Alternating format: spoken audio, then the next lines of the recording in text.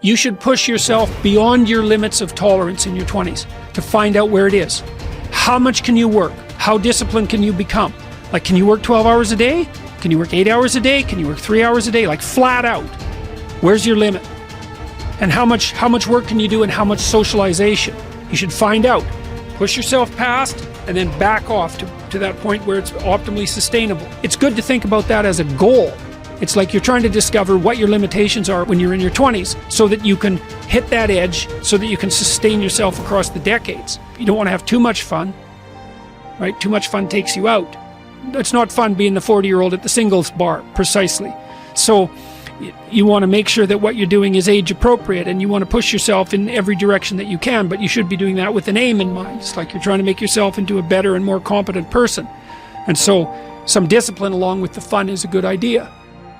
People need to know you for one major thing first. He works.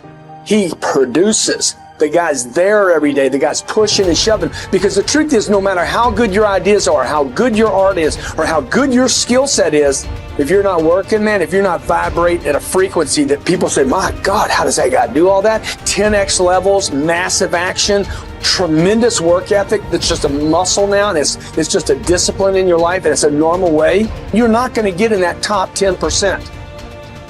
When you're obsessed, people think you're nuts. High performers are obsessed about the topic in which they're trying to learn, master, grow into. And if no one thinks you're crazy, you're not yet operating to the outer limits of your potential. You're not there yet. Because somebody in your life should say, you really care about this in a crazy way. And when you get there, you know you found your thing. It becomes necessary for us to excel in this. It's not a hope anymore. It's not a preference. It's a must. It becomes so necessary that it connects with our identity, that we feel it is necessary for me to deliver with excellence here because that is who I am. This topic, this thing I'm doing, I care about this, I want to master this. And when we hit that, game changer. Everybody wants to be a champion, but nobody's willing to put in the work that it takes to be a champion. Everybody wants to hold up the trophy and say, man, I did it, but nobody's willing to put in the work that it takes to do it. I love the process. I love the thought of working for what I want. And I firmly believe you're never supposed to wish for it more than you're willing to work for it. I started going to work earlier. I started being the last one to leave there. I started working harder than anybody else. The other guys could not. Why would you work so hard, Les? I've been cheating myself and my family. Wherever you are, whatever you're doing, do it with everything that you have. Develop the habit of giving more than what you're paid for. Develop the habit of setting standards that others will be measured by. Do not go where the path may lead, but go where there's no path and leave a trail. When you say to someone, you're okay because of your position, that's not good enough, because you have to say, well, wait a second, you need a trajectory. And maybe you're okay if you're okay in your position and your trajectory. But you know, the self-esteem movements and all of that, well, accept yourself the way you are. It's like, no, because you need a trajectory. And one of the things that I think, one of the reasons that audiences are responding to what I've been saying in my lectures and what I've been writing about is that I don't tell people that they're okay the way they are. No, I say, no, you could be way more than you are. And they're relieved about that, you see, because if you're in a dark and terrible place and someone says you're okay the way you are, then you don't know what to do about that. It's right. like, no, I'm not. I'm having a terrible time and I'm hopeless. You're okay the way you are. Well, then what? What? That's it? That's where I am? And what do you want to tell a young person? You're 17. You're okay the way you are. It's like, no, you're not. You got 60 years to be better, and you could be way better. You could be incomparably better across multiple dimensions. And in pursuing that better, that's where you'll find the meaning in your life. And that will give you the antidote to the suffering. Personal development is truly the key to the good life. You see, what you become is far more important than what you get. The most important question to ask on the job is not, what am I getting? The most important question is, what am I becoming? However, it is also true that what you become directly influences what you get. Most of what we have attracted by the person we have become. So here's the great challenge of life. You can have more than you've got because you can become more than you are. That is the great focus of attention for life change. Now, on the other side of the coin, it reads, unless you change how you are, you'll always have what you've got. I've discovered that income does not usually exceed personal development. Sometimes income takes a lucky jump, but unless you keep growing out where it is, it will usually come back where you are. If someone hands you $1 million, best you become a millionaire quickly, so you can keep the money. Life has strange ways.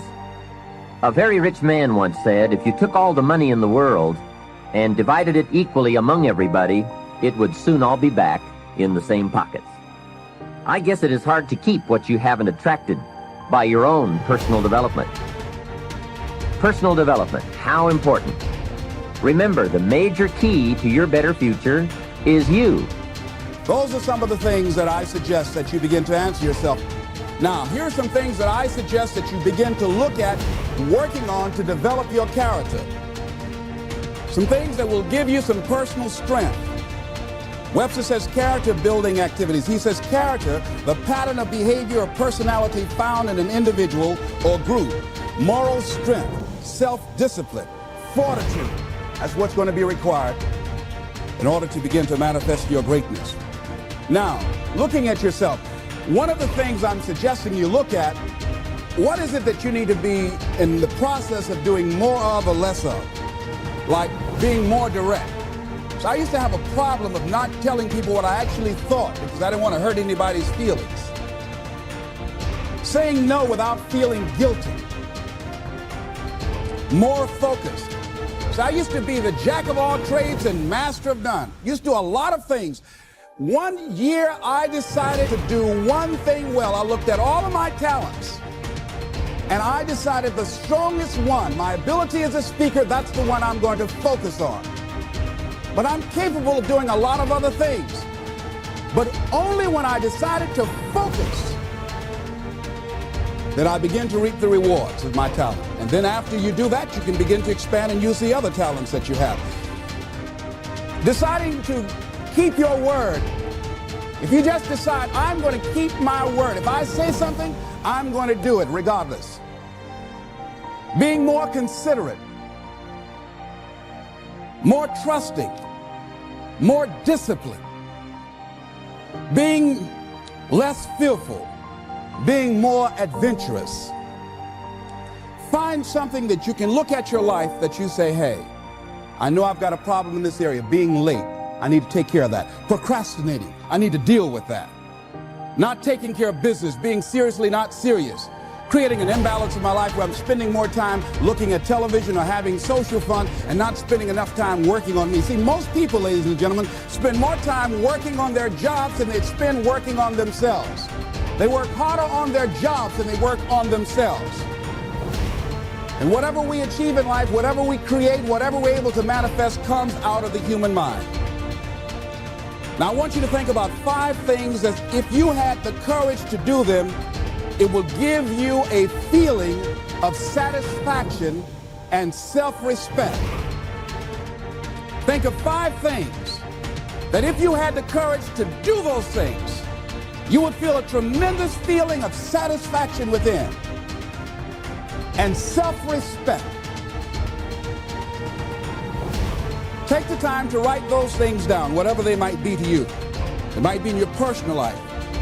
It might be in your friendships, your family relationships, might be in your business. Look at 5 things that if you had the courage to do those things, that you would do those things.